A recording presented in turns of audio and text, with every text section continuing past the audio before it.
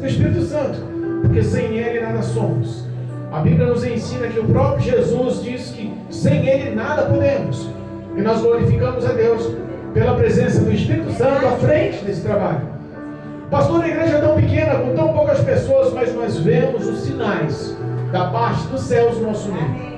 E glorificamos a Deus por isso, amém? Agradeço a Deus pela vida de todos. Marcelo, Dalvinha, Diaconisa Tereza, Daiane e seu esposo, que eu não decorei o nome ainda, mas Deus é fiel, e a família. A nossa pequenininha, para a glória de Deus, irmãos, Deus me deu a oportunidade de apresentar essa criança linda para o Senhor, amém? Então que seja muito bem-vinda. Nós continuamos intercedendo por sua família, tá bom? E eu acredito no poder da oração, não porque faço, mas porque Cristo ama cada um de vocês, amém? Amém. Estamos alegres, e justamente é essa alegria que eu quero transpassar hoje para nos vivificar, para que nós possamos lembrar a força do primeiro amor, para que nós possamos lembrar quem éramos e que somos. É justamente sobre esse tema que eu quero levar a palavra essa noite. Aleluia. Tema que não vem de mim, mas vem dos céus. E eu peço a graça do Senhor Jesus, através do Espírito Santo, que fale conosco, porque somos carentes dessa verdade. Amém, irmãos? Amém. Livro do Apocalipse, ou livro das Revelações, o último livro da Bíblia. Apocalipse, capítulo 2. Louvado seja Deus. Glória Apocalipse, a Deus. capítulo 2. O livro de Revelações, ou livro de Apocalipse, foi escrito por um dos apóstolos, um dos seguidores de Cristo, o apóstolo João. Amém? Amém. Estava em uma situação de prisão, ou numa ilha prisional chamada Ilha de Patmos. E o próprio Jesus, pela vontade de Deus, se revela a João e mostra tudo o que viria a acontecer, todos os 7 tempos da igreja sobre a face da terra. Amém? Amém. Nós temos o início desses 7 tempos nessa leitura oficial dessa noite. O capítulo 2, a primeira carta da igreja primitiva, da igreja das 7 igrejas da Ásia, a primeira carta instruída à cidade ou à igreja de Glória a Éfeso. Deus. Amém? Amém. Louvado seja Deus. A todos que nos acompanham pelo canal do YouTube, pelo Facebook, em nome de Cristo Jesus. Aí, desfaça um pouquinho do que você está fazendo. Pegue um exemplar bíblico e acompanhe a leitura para a glória de Deus. Essa palavra tem poder de penetrar na tua história, no teu currículo, no teu lar, no teu coração, na tua vida e mudar em nome de Jesus, para a glória de Deus, mudar a sua vida em nome de Jesus, amém? Amém. Apocalipse capítulo 2, versículo 1 diz assim: escreve ao anjo da igreja que está em Éfeso, isso diz aquele que tem à sua destra as 7 estrelas, que anda no meio dos 7 castiçais de ouro.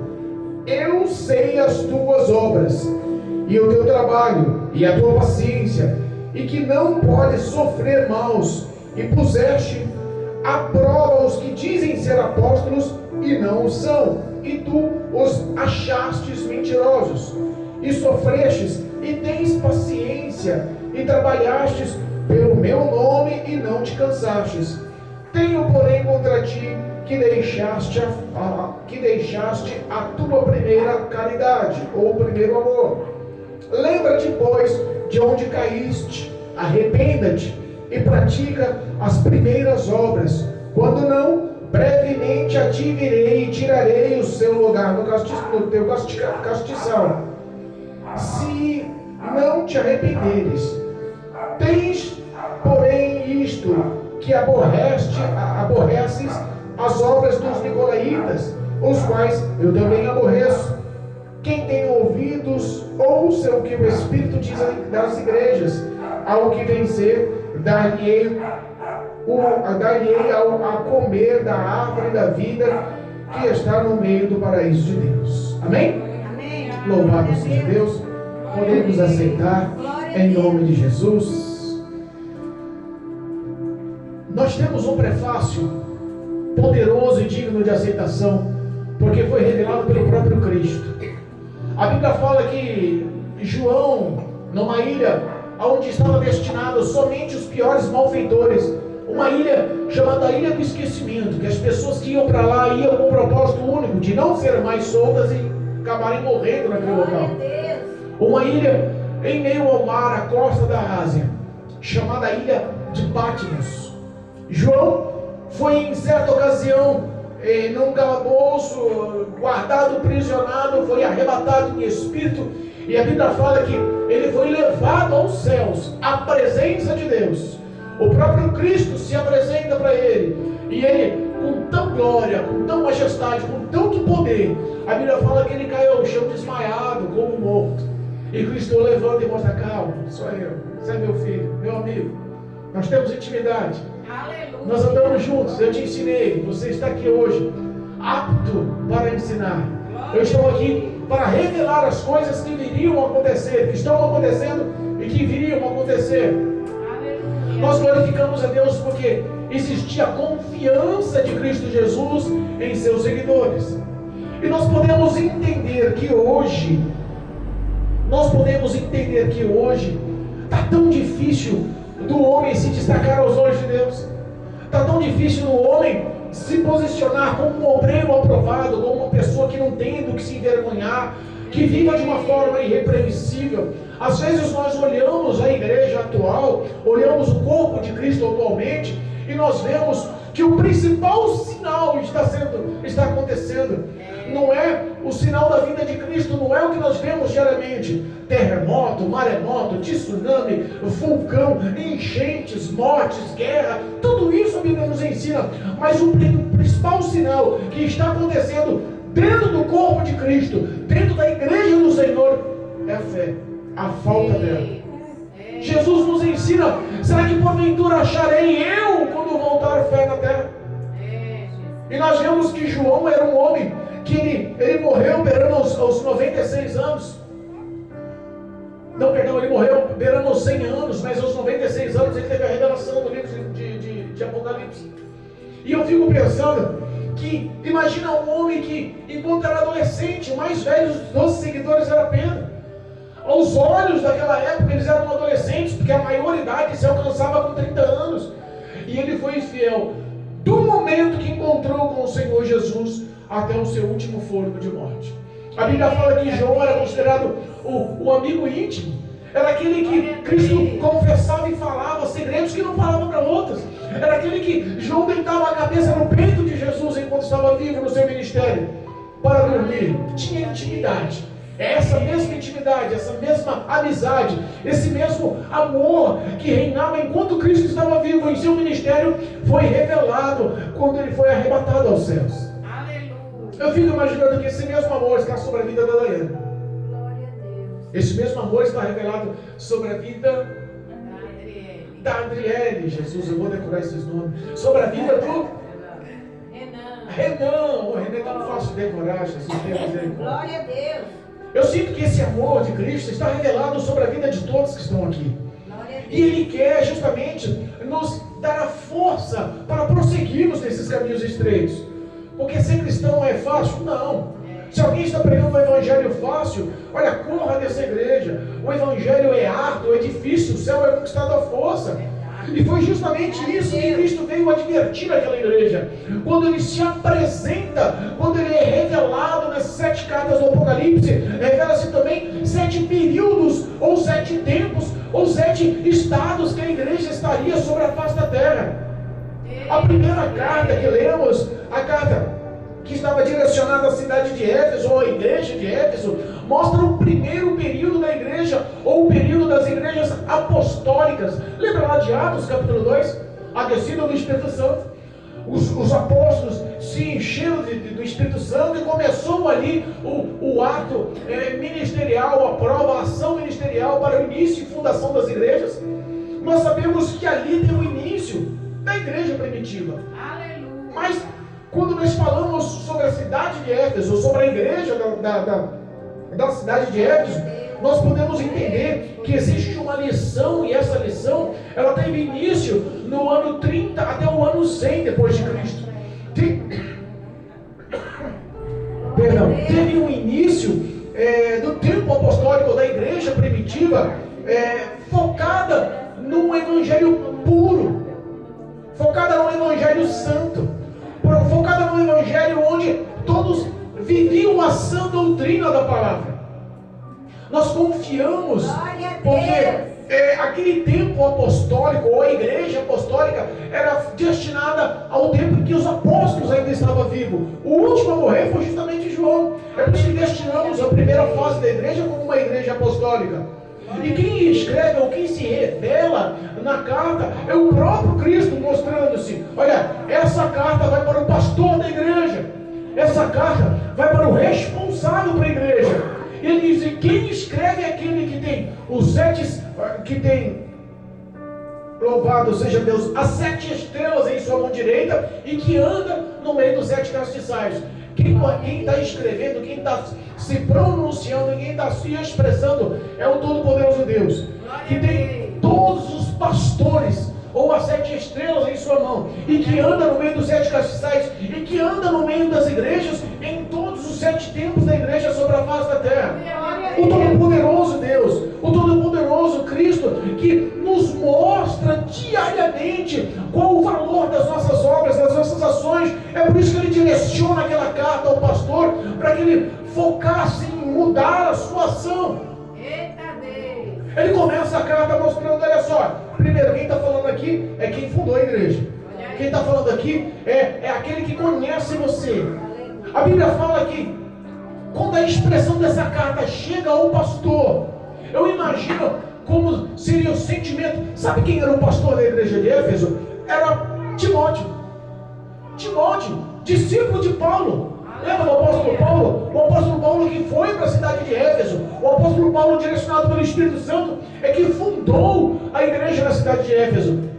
Timóteo era um grande aprendiz, era um grande discípulo, era um grande homem de Deus. Temos carta a Timóteo, 1 Timóteo, 2 Timóteo. Nós vemos muita sabedoria da parte de Paulo, ensinando e lapidando e modelando a história de Timóteo para que ele chegasse ao perfil de ser pastor dessa igreja. E a cidade de Éfeso não era uma cidade qualquer. A cidade de Éfeso era uma cidade rica. Era uma cidade abastada, fortunas, dinheiros, nome, poder. A palavra Éfeso representa querida. Aleluia. Sabe, nós entendemos que querida ou desejável, que a cidade de Éfeso ela estava num ponto estratégico. No porto da Ásia, um dos pontos mais bonitos e mais queridos do local. Mas eu fico pensando, uma cidade rica, uma cidade num ponto bonito, uma cidade desejável, uma cidade que todos queriam participar e viver, e ao mesmo tempo vivia um perfil de idolatria muito grande. Vivia um perfil de culto a outros deuses de uma forma muito grande. Existia grandes templos suntuosos nessa cidade. E onde a principal idolatria, ou o principal deus ou deusa que agia naquela terra, era uma deusa chamada Diana, ou Ártemis. Essa era uma deusa venerada, cultuada, idolatrada, porque era chamada deusa da fertilidade. E quando nós pensamos em fertilidade na época, era tudo que o homem queria: dinheiro, mulheres, prazer, poder. A fertilidade englobava esses 3 tipos, esses 4 tópicos. E aí, quando o apóstolo Paulo entra nessa terra, entra nessa cidade, ele encontra uma grande dificuldade. E eu fico pensando, qual é a minha, a sua dificuldade quando entramos em terras alheias? Porque Deus conta comigo com você para pregar o Evangelho. Ele conta comigo com você para que nós possamos ser aquele filho de Deus que levantou a mão a Cristo Jesus na igreja e aceitou o Senhor com verdade, com toda a sinceridade do coração, muitas das vezes em lágrimas, em choros, esperando o amanhã ou depois agradar ao Senhor ou ser fiel como filho de Deus. As situações são difíceis em qualquer local. Não existe terra fácil. E quando nós vivemos sobre a face da terra, nós encontramos situações difíceis, porque o próprio disse que nós teríamos aflições. O próprio Cristo nos ensina que nós teríamos lutas, dificuldades na face da terra. Não seria fácil. Aquela carta foi direcionada a uma igreja que estava estruturada no meio de um povo rico. E o medo, geralmente as pessoas enriquecidas, abastadas, fortunamente falando, pessoas com poderios, ela não dá muito interesse ao Evangelho. É mais fácil o cristianismo chegar num bairro simples, numa cidade simples, num povo pobre, humilde, com uma cultura baixa, do que você encontrar e levar o Evangelho para os grandes bairros, para as grandes cidades, para os homens mais cultos. Sempre vai haver uma certa discriminação. Eu não preciso de Jesus, eu não preciso desse negócio de crente, esse negócio de evangelho, esse negócio de ficar na igreja. Eu trabalho, sou culto, sou capacitado, sou um empresário. Então, a formação e a cultura daquele povo tinha justamente esse tipo de critério, de embate, para que Paulo investisse e levasse o evangelho para uma terra rica e que vivia um padrão de idolatria com perfil de fertilidade e conquistas. Verdade, Deus. Mas Cristo conhece o meu e o teu coração, conhece as minhas forças, as suas forças, conhece a nossa fé, como conhecia a história de Timóteo. Ele manda uma carta para Timóteo e fala: olha, eu conheço as suas obras. Eita, Se Deus olha para você e fala: eu conheço as suas obras hoje, como é que fica o teu coração? Se Deus olha para você e fala assim, no íntimo do teu ser: eu conheço o que você faz, as suas obras. Para alguns seria um momento de pânico. Misericórdia, Jesus agora ele sabe tudo mesmo, agora eu estou enrolado. Jesus agora ele vai me castigar. Ou para outros é uma questão de glória. Obrigado, Jesus, que sou fiel. Obrigado porque o teu Espírito Santo continua me direcionando, continua me capacitando, continua me dando auxílio, continua me guiando. Jesus olha para aquele pastor, para Timóteo, para aquela igreja e expressa que conhece as obras dele, conhece todas as aflições e dificuldades dele. Olha o versículo 2: eu sei as tuas obras, o teu trabalho, a tua paciência. Eu conheço que já sofreste tanto mal que já superou. Sabe uma pessoa que já não consegue mais ser afetada? Que ela já padeceu, sofreu tanto, que para você chegar a induzir ou abatê-la, já se torna difícil pela perseverança que ela tem em Deus, pela oração, pela constância, pela vida ativa que ela tem com Cristo. Então se torna uma pessoa praticamente invulnerável. Cristo estava mostrando para aquele pastor, para aquela igreja: eu sei o quanto vocês já padeceram pelo Evangelho. É diferente de hoje? Não. Quantas pessoas aqui têm vida com Deus? Quantas pessoas já sofreram pelo Evangelho? Quantas pessoas já padeceram e o único refúgio foi a oração? Quantas vezes nós estamos desesperados e a única coisa que nós podemos fazer não está na força do braço, não está na sua capacitação profissional, não está no seu domínio como macho dominante ou como dona do lar, mas está em se refugiar em quem pode batalhar por você. O que Cristo estava revelando ali para aquele pastor, para aquela igreja, é que ele conhecia todas as suas aflições, mas também conhecia a fé atuante que estava sobre a vida dele. Aleluia. A fé atuante que estava sobre a vida dos seus. Eu conheço o que vocês são. Eu conheço as tribulações do trabalho. Eu conheço as perseguições dos que estão ao teu redor.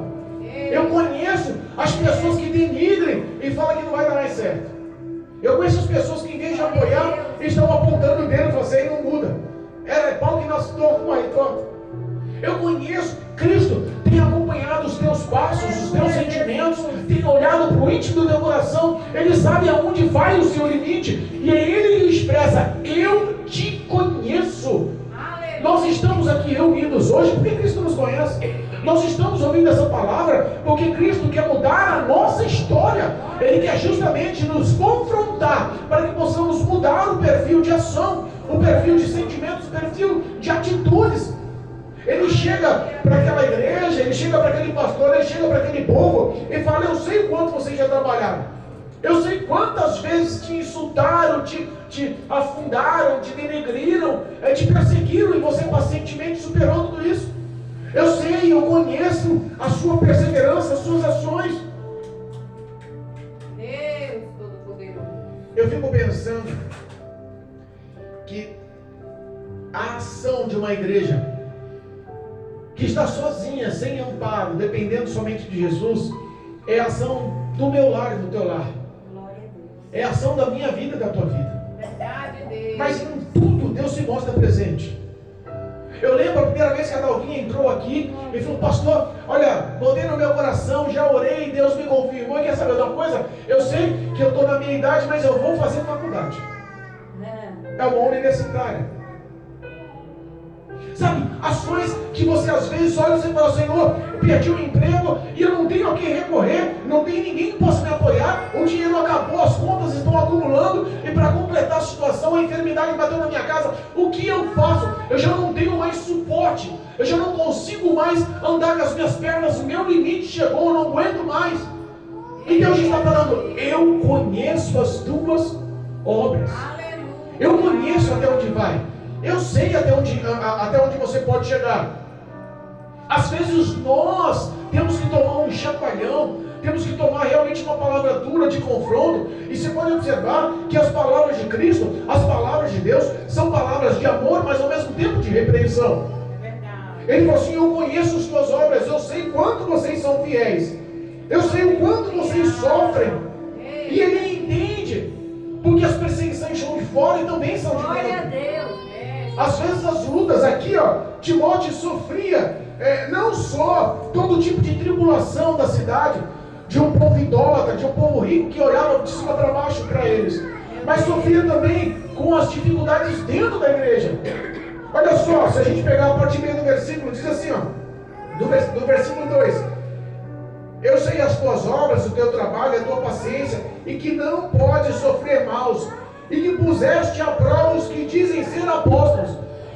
Se era uma igreja apostólica, num tempo apostólico, que os apóstolos que formaram a igreja, aqueles que diziam ser apóstolos não eram justamente judeus, que estavam ainda vivendo na lei da Torá, na lei do Velho Testamento, que já na cabeça deles o tempo da graça não existia, que a lei que predominava, e se intitulavam sacerdotes e pessoas sábias, e que tentavam instruir religiosidade, para que a fé murchasse, para que denegrisse a sua confiança, para que você abalasse nas promessas que não ia se cumprir.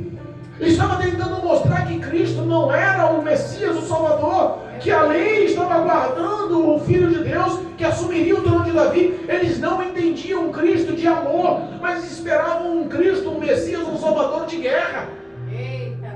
E eles anunciavam dentro da igreja de Éfeso a religiosidade da lei, tentando ofuscar a gloriosa morte e ressurreição de Cristo para a salvação da humanidade.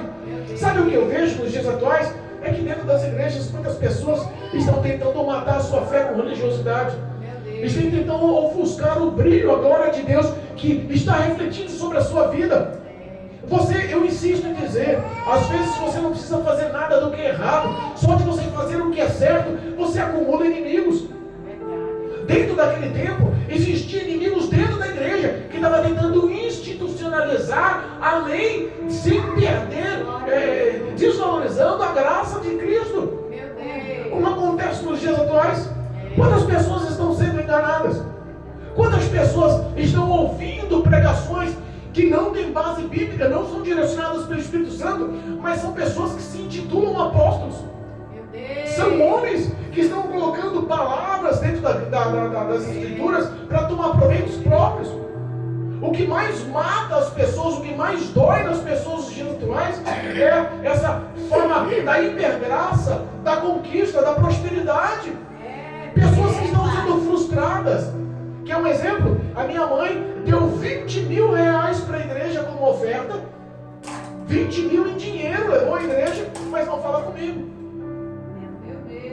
Você me entendeu? Porque a Bíblia nos ensina um exemplo, que se você tiver algo contra o teu irmão, antes de ofertar ou dizimar, vai se acerte com ele primeiro. Cristo não vai aceitar nenhuma oferta de holocausto se você não se acertar com o seu amigo, com o seu próximo, com aquele que você conhece, que tem dívida. A lei, ela sempre é burlada para proveitos próprios. Aquelas pessoas que vivem uma ação de arrancar a gordura das ovelhas. Conhece isso, missionário? Diaconisa? Quantas pessoas ligam para você, mandam dinheiro, estou precisando porque Deus vai te honrar, porque eu sonhei. Não é uma verdade? Talvez, eu não sei o que aconteça na sua vida nos dias atuais, não sei o que está matando a fé, não sei o que está magoando, entristecendo o coração, porque 99% das pessoas que estão abandonando o Cristo, que estão se afastando das igrejas, que estão vivendo uma vida secular, que estão enfraquecendo a ponto de não mais querer congregar, são pessoas que estão saindo da igreja porque estão sendo machucadas por um tipo de heresia dessa, por um tipo de pessoas que se dizem crentes e não são. No caso, diziam ser seguidores dos apóstolos, como os apóstolos eram de Cristo, mas não viviam a graça do Senhor, queriam viver a época da lei. É verdade. Difícil até de entender, mas a verdade é uma só. A ação do amor de Cristo é que prevalece na minha e na tua vida. A ação da misericórdia, da compaixão de Cristo é que prevalece em mim e na tua vida. A ação do amor que levou na cruz do Calvário os pregos nas mãos, os pregos nos pés, a coroa de espinho em sua cabeça, as costas chicoteadas, foi tudo porque Ele quis pagar o preço dos meus pecados, dos pecados do Marcelo, dos pecados de cada um de nós aqui, do pecado da humanidade, para unir o homem novamente a Deus, porque o homem tinha perdido a essência de Deus, a amizade de Deus, tinha deixado Deus como Pai, e Cristo veio pagar o preço pelos meus pecados para nos unir novamente à graça de Deus, à presença de Deus. Eles estavam desvalorizando, e o diabo tenta fazer da mesma forma nos dias atuais, tentar enfraquecer a sua fé, para que você não entenda a ação do amor de Deus por mim e por tua vida, por mim e por tua vida. Ele está explicando: os que se dizem ser e não são mentirosos. Meu Deus. A coisa mais fácil do mundo é você encontrar as pessoas injustas hoje. A coisa mais fácil do mundo é você olhar as pessoas que examinam você de baixo e em cima, como uma nuvem de testemunhas, estão ao teu redor procurando a falha. O que o Renan fez de errado? Será que ele merece estar na igreja? Não, e aquela bênção? Não precisava daquela bênção daquele tamanho. Não, queria homem aqui não. As pessoas procuram as falhas nossas, procuram. Quem é a diaconisa Teresa? Você está maluco? Essa mulher só anda de Uber, essa mulher tinha que andar na canela, ou no mínimo confusão, filhos da terra. Que história é essa? As pessoas só querem o mal, as pessoas só querem a ação que justificam a carne. Nós temos que entender que tem um guarda fiel, nós temos que entender que temos um advogado fiel, nós temos que entender que temos um pai fiel. O diabo tenta lançar na cabeça de muitos que são filhos bastardos, que Deus tarda em suas promessas, que Deus não age em favor, que o favor dele é imediatismo, que o que ele fala ele dá na hora, e que Deus prolonga e às vezes nem cumpre. O diabo tenta manipular a mente e o coração do homem para que o homem perca fé nessa palavra. Mas fiel é essa palavra, digna de aceitação essa palavra, viva é essa palavra. É Deus que conhece o coração do homem. O tempo da primeira igreja apostólica foi um tempo de perseguição árdua, um tempo onde imperadores estavam mandando matar, um tempo onde as pessoas estavam perdendo seus bens, suas fazendas, estavam vendendo por valor do evangelho. Aqui nessa igreja em Éfeso, eles eram justamente atacados, eles eram justamente perseguidos, porque eles eram pobres no meio de uma cidade rica. E sabe o que acontece? Como pode? Perderam tudo, estão vivendo na pobreza, abaixo do nível da miséria, estão vivendo numa situação tão de dores, de tanta lamentação, mas não perdem a fé, mas não perdem a esperança, mas não perdem a confiança que Deus está no comando, que Deus está no controle e que a situação vai mudar. É isso que o diabo tenta fazer, é isso que o diabo vai tentar fazer, mas a Bíblia nos ensina que é Deus que conhece as nossas obras. É Deus que conhece a sua casa, é Deus que conhece o coração do esposo, é Deus que conhece a estrutura do seu futuro, é Deus que sabe aonde você vai chegar, é Deus que vai estruturar a vida espiritual, é Deus que tem o comando da história nas mãos. Ele fala assim: olha só, eu conheço o teu trabalho. Eu sei o tempo que passou na igreja. Eu ouvi cada louvor que você tocou, que você cantou para mim na frente do altar. Eu ouvi cada vez que dobrou o joelho e conversou comigo. Eu sei cada choro, cada súplica, cada lágrima, cada necessidade, cada afronta, cada injustiça que sofreu. E sabendo de tudo isso, você guardou o meu nome. Nós podemos falar que estamos fracos, não temos mais coragem de vir para a igreja, que não há mais forças, que que às vezes qualquer coisa nos embaralha e colocamos a igreja, o ministério, a vida com Cristo em primeiro lugar, colocamos em segundo lugar. Mas o íntimo do nosso coração, sabemos que existe uma mão poderosa que nos guarda. Quer um exemplo? Chega o momento da angústia e da aflição, para quem que você chama? É no momento da dor, é no momento da humilhação, da necessidade, que a porta se fecha, que o diagnóstico do médico é insalubre, que a pessoa não sabe para quem recorrer. É neste momento que você entende que o teu coração ainda lateja com temor, que o teu coração ainda lateja com fé. É isso que Cristo estava falando aqui. Era isso que o apóstolo João estava escrevendo aqui para Timóteo, o pastor daquela igreja. Eu sei a tua paciência, eu conheço a tua fé, as suas obras eu conheço, eu escrevi, eu anotei, está tudo guardado. Vocês têm bagagem espiritual, vocês têm vivência espiritual. Eu sei o quanto já se dedicaram, mas ele expressa uma coisa, olha só. Mas eu tenho uma coisa contra vós, que vocês perderam a força do primeiro amor. É uma verdade, não? Eu sei de tudo que vocês são, mas no íntimo do coração vocês perderam a força do primeiro amor. Já estão fazendo as coisas relaxadamente. E fazendo a obra do Senhor relaxadamente, ganhando um ai no começo, né? Ai daquele que faz a obra do Senhor relaxadamente.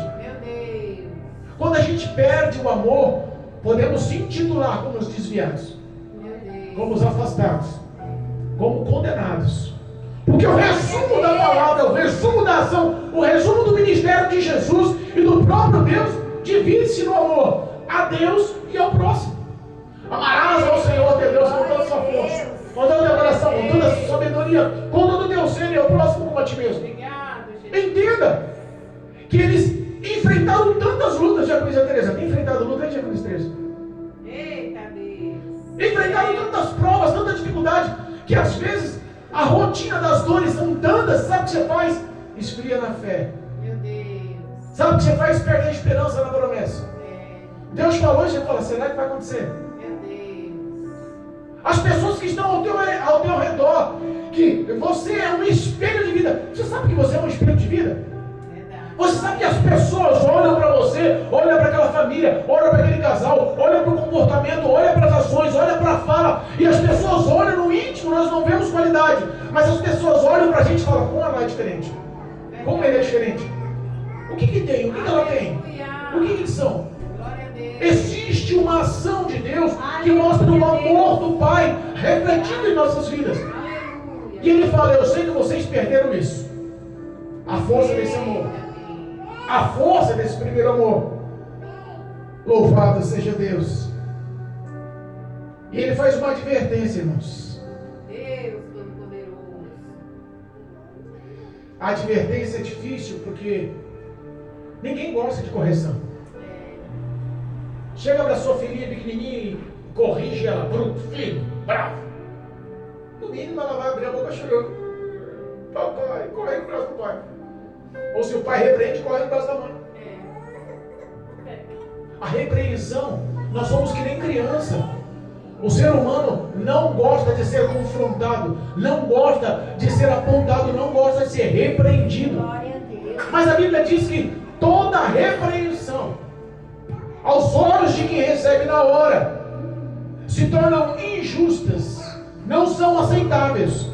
As pessoas que são repreendidas não querem a repreensão, não aceitam a repreensão, mas que com o passar do tempo, a repreensão que ficou guardada no coração gera justiça e paz. Aleluia, Deus. Jesus está falando, olha, arrependa-se. Vocês têm muita bagagem espiritual, vocês já viveram muito da minha vida, muito do espiritual. Eu já dediquei a minha ação de graça sobre a vida de vocês. Conhece a palavra, tem um nome espiritual no meio da vida, viveram na santidade, anunciaram o poder do meu nome, pregaram na igreja, pregaram para o parente, para o vizinho, louvaram o nome do Senhor na casa de oração. Vocês têm vida comigo. Como pode perder tudo isso? Porque o amor esfriou. Volta, rebobina a sua história de vida. Aonde você caiu? Qual foi a palavra de dor que entrou no teu coração e enraizou? E brotou aí uma raiz de amargura que te isolou da graça de Deus. Volta lá. Peça ajuda ao Espírito de Deus. Glória a Deus. Peça ajuda a Deus. Glória a Deus. Peça ajuda a Deus. Aleluia. Vou repetir. Peça ajuda a Deus. Amém, Jesus. As palavras que não apoiam. As palavras que muitas das vezes são dadas por ímpios. Pessoas que não têm nada com Deus, vida com Deus, não têm santidade, não têm nada da parte de Deus, mas querem te induzir, te aconselhar, querem te instruir. Olha só, ignora e foca a tua mente e teu coração naquele que pode te socorrer. É Ele que a qualquer momento pode voltar para arrebatar a igreja. Sabe o que ele fala para Timóteo? Arrependa-se. Volta lá, muda a sua ação, corrija. Se é falta de perdão, perdoa. Eita Deus. Eu não sei, mas você sabe. Arrependa-se.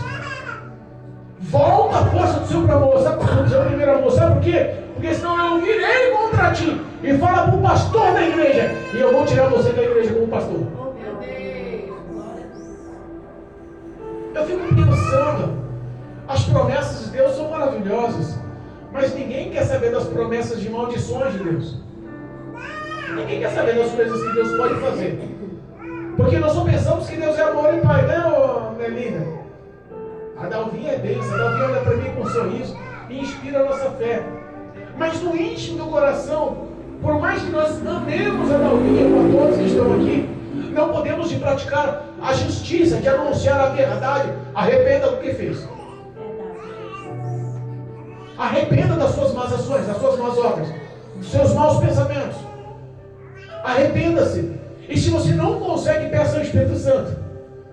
Sabe que os momentos mais duros da minha vida, os momentos que a minha fé abalaram, os momentos que eu pensei em desistir, o momento que eu falei, não vou mais para a igreja, o momento que eu falei, nunca mais prego, o momento que as minhas situações estavam tão escassas que eu decidi, no íntimo do meu coração, parar e voltar para o mundo. Sabe aqueles momentos de dor? Deus sempre punha uma pessoa na minha frente para pregar o Evangelho. Aleluia, Jesus. Mas Senhor, eu estou querendo oração para mim, você está pedindo para me orar para os outros. Senhor, eu preciso de uma palavra, o Senhor manda alguém para me dar a palavra. Senhor, eu estou tão carente que eu preciso de um desabafo, de um abraço de um pastor amigo, para que ele só me ouça. Mas só falta alguém para desabafar comigo, para que eu abrace e para que eu ouça. Eita Deus. É Deus. Deus às vezes age em situações para que a tua fé não morra, para que o teu amor ao próximo não morra. Porque se você perde a força do primeiro amor, sabe o que você perde? Nada mais, nada menos do que a salvação. Eita Deus. Eu vou falar para você, nada na face da terra pode se comparar, pode se igualar com o que Deus tem reservado na eternidade para nós. Eita Deus. Às vezes nós não entendemos, mas lembra da igreja de 40, 50 anos atrás? A igreja de 40, 50 anos atrás, nós víamos uma postura ética, social e espiritual diferente. Nós víamos pessoas santas. O presbítero que dirigia a igreja que eu congregava não era nem um pastor, era um presbítero. Ele era pedreiro, trabalhava em construção civil nos bairros. Aquele homem trabalhava debaixo de sol escaldante de roupa social. Camiseta por baixo, camisa social por cima, calça social. Virava massa com roupa social. Ele falava para mim, o meu testemunho é visto por muita gente. O meu testemunho tem que ser aprovado por Deus. As minhas obras têm que ser obras santas. Porque se alguém chegar aqui e pedir uma oração, se cair um endemoniado, se o enfermo aparecer, Cristo há de me honrar pelo meu testemunho. Glória a Deus. Aleluia. Cadê aquele temor que tínhamos? Cadê aquele temor que tínhamos? Parece que tudo que ficou santo, que era consagrado ao Senhor, que gerava vida em nossas vidas hoje, banalizou. O que nós vemos hoje são levitas que estão se afastando da presença de Deus, portanto sendo usados e virando homossexuais. Meu Deus. São cantoras que estavam na presença de Deus e de repente abandonam a presença de Deus e formam um escândalo, vai para o mundo secular. Meu Deus. São missionários ou pregadores que viviam em grupos de evangelismo, em pregações em grandes igrejas e caem nas versões de adultério, de imoralidade sexual. Púlpitos e altares que prostitutas andam com um papelzinho na mão, dando telefone e marcando ponto em hotéis depois das pregações. Meu Pai, tem misericórdia. Cadê a santidade? É, Jesus. O amor a Cristo Jesus, o amor ao próximo, gera em nossas vidas uma vida de obediência e fidelidade ao Senhor. Glória a Deus. Cristo está falando para nós hoje: arrependa-se. Pastor, tu vai arrepender do quê? Peça ao Espírito Santo que te direcione. Aleluia. Peça ao Espírito Santo que faça você voltar na memória. Fala: rapaz, eu estou colhendo tudo isso porque eu tive uma plantação ruim lá no passado. E tudo que eu planto eu colho, não tem jeito. Eu não posso plantar e o Marcelo colher. Se eu planto, é eu que colho. Ele está falando aqui, ó, ao que vencer. Sempre termina com uma boa promessa, né? Cristo sempre quer te pôr esperança no coração. Sabe por quê? Porque não importa como começou a sua vida com Deus. Não importa se começou com fraqueza. Não importa se começou você indo sozinho e o esposo ficando em casa. Ah, não quer ir, mas eu vou. Vou me fortalecer e Cristo vai honrar a minha fé e um dia ele vai ser salvo. Não importa as dificuldades, não importa quantas pessoas olharam para você e falaram: isso não vai dar certo. A Bíblia fala que o que vale é como termina a sua vida com Deus, não como começa. Não como começa a sua história com Cristo, mas como termina a sua história com Cristo. E está dizendo aqui, ó, o último versículo para encerrarmos. Oh, glória! Quem tem ouvidos, ouça o que o Espírito diz às igrejas. Repara que é as igrejas, é no plural, é para mim e para você. Não é só para a igreja lá, da igreja da cidade de Éfeso, lá para a igreja que o pastor era Timóteo, a igreja fundada pelo apóstolo Paulo, a igreja que vivia numa cidade de idolatria a uma deusa Diana, a igreja que vivia dividida com falsos apóstolos, a igreja que dividia com aqueles pensamentos nicolaítas que se intitulavam sacerdotes, profetas, mas estavam instruindo o homem, a mulher, o homem e a mulher, a prática da promiscuidade dentro da igreja sexual. É tudo o que está acontecendo hoje. Está falando, ao que, olha só, quem tem ouvidos, ouça o que o Espírito diz às igrejas. É no plural, é em todos os tempos, é para todos os sentimentos, é para todo o coração, é para todo lar, para todo pai de família, para toda mãe de família, é para todos os filhos. Quem tem ouvidos, ouça. Ao que vencer. Existe uma escolha. Você quer vencer ou perder? Quando você tem foco e fé, você vence. Quando você quer uma coisa, você conquista. Conquista ou não conquista? Eu tirei a habilitação agora. O meu projeto é comprar um jeguinho. Eu vou comprar um jegue para botar ele para comer mato lá em cima, que eu não pago gasolina. Não. O meu projeto é ter o meu carro. Porque eu tirei a minha habilitação. Mas eu pago aluguel, eu tenho dívidas, tenho uma família grande, o meu salário é baixo. Não sei, mas eu tenho certeza que se você se dedicar, em pouco tempo você está andando com o seu. Por que não pode ser assim com Jesus? Meu marido não quer vir para a igreja. Meu esposo não quer me reconciliar. A luta na minha vida profissional está atropelada. Meu coração não pede mais. Eu não quero mais ir para a igreja. Mas é para que tudo é uma ação de fé. Eu preciso dar o primeiro passo. Ao que vencer, dar-lhe-ei a comer da árvore da vida, que está no meio do paraíso de Deus. Sabe quem não venceu e não comeu a árvore da vida? Adão, Eva, lá no paraíso. Deus deu uma orientação. E eles pecaram nessa orientação. Eles pecaram. Eles foram feitos para serem eternos. Adão viveu 960 anos.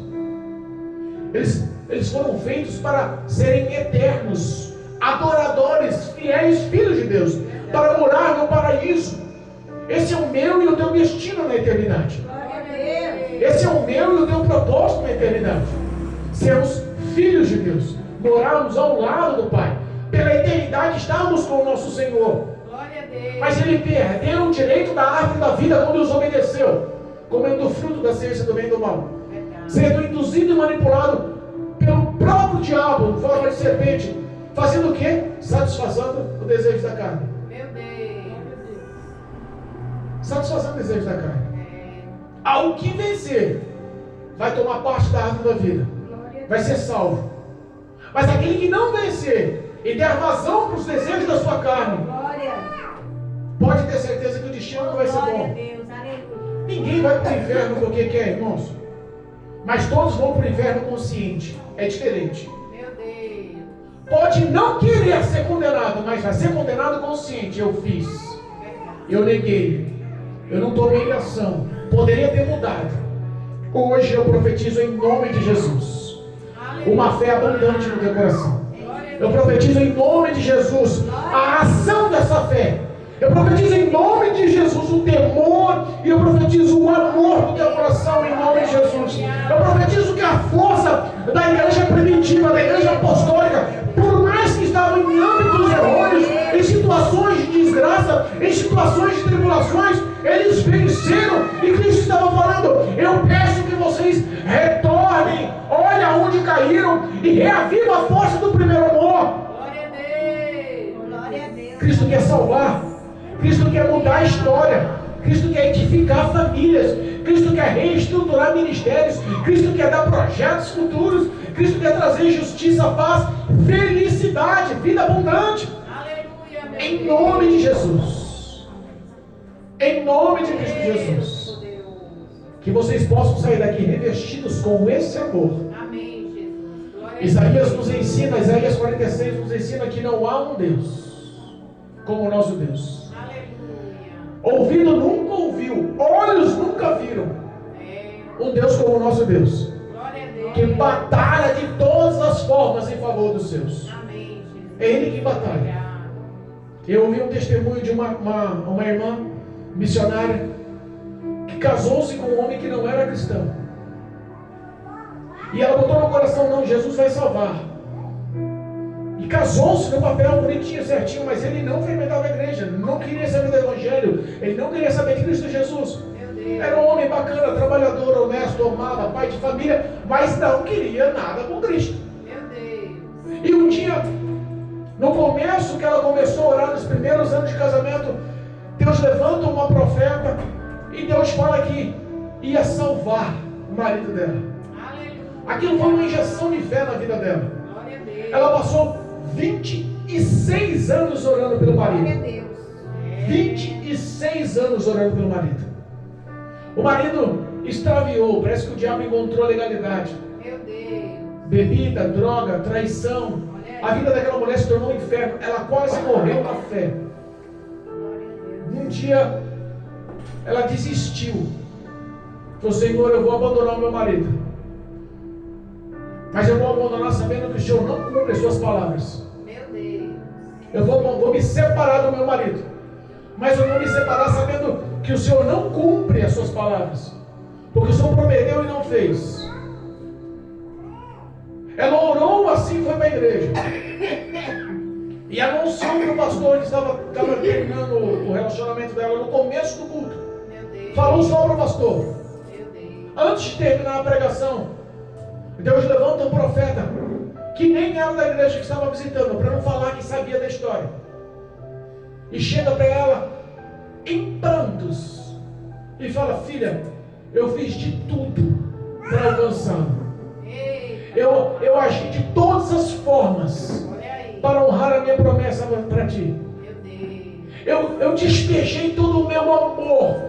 Eu formulei situações para que ele possa ser alcançado. Mas ele em todas elas disse não para mim. Meu Deus. Em todas elas ele me negou. Todas as vezes que eu falei para ele o quanto eu o amava e queria salvá-lo, ele disse não. Meu Deus. Eu não posso passar por cima do livre-arbítrio dele. É. Mas ainda hoje ele prestará conta da vida dele para comigo. Meu Deus. Eu só estava velando a vida dele por tuas orações. 26 anos ela orou pelo marido. 26 anos ela esperava que o marido aceitasse Jesus e se convertesse. Em todas as situações que Deus fez, o marido não quis. Mas quando ela falou que desistiu do marido, falou para o pastor publicamente que estava se separando, Deus levanta e fala: eu fiz de tudo, ele não quis, mas ainda hoje vou recolher para ele dar satisfação da alma dele para mim. Meu Deus. No mesmo dia, na mesma madrugada, Eita. o marido foi levado, É forte. teve um infarto e morreu. Olha aí. Olha o poder da tua oração. Por 26 anos aquele homem negou, e por 26 anos Jesus batalhou por ele, mas por 26 anos aquele homem estava vivo pela oração de uma pessoa. Quando ela falou, não quero mais, Deus matou. Meu Deus. É forte. Eu quero que vocês entendam que a fé de vocês tem um poder extremo. A fé de vocês pode fazer o que diz a palavra. Tudo que pedir ao Pai em meu nome, tudo. Ele pode mover as águas, ele pode tirar montes do local e colocar no meio do mar. Ele pode fazer tudo o que o teu coração almejar. Mas ele precisa da sua ação de fé. Glória a Deus. Quantos empecilhos? Quantas dificuldades? Quantas barreiras o diabo bota para que você se enfraqueça? É verdade. Às vezes sai daqui falando, Cristo me enxertou fé hoje. Você é vitoriosa. Chega em casa, o marido olha e fala, não quero mais saber. Meu Deus. Recebe uma notícia e fala, não, nunca mais vou voltar para aquilo lá. E meu, você não sabe da coisa, eu vou sair daquele emprego. São situações que acontecem. E tudo isso é permissão de Deus só para saber onde está o teu coração. Eita. Só para saber se essa fé que foi enxertada em você vai permanecer e dar frutos. Sabe por Glória quê? a Deus. Porque não foram vocês que escolheram ao Senhor, foi Ele que vos escolheu. Eita. E vos nomeou para dar frutos, e os frutos de vocês permanecessem para a glória de Deus. Aleluia. Em nome de Jesus. Glória a Deus. Se sinta amado por Deus, revestido por Deus. E eu profetizo a vitória sobre a vida de cada um de vocês. Em nome de Jesus. Em nome de Jesus. Amém? Louvado seja Deus. Que as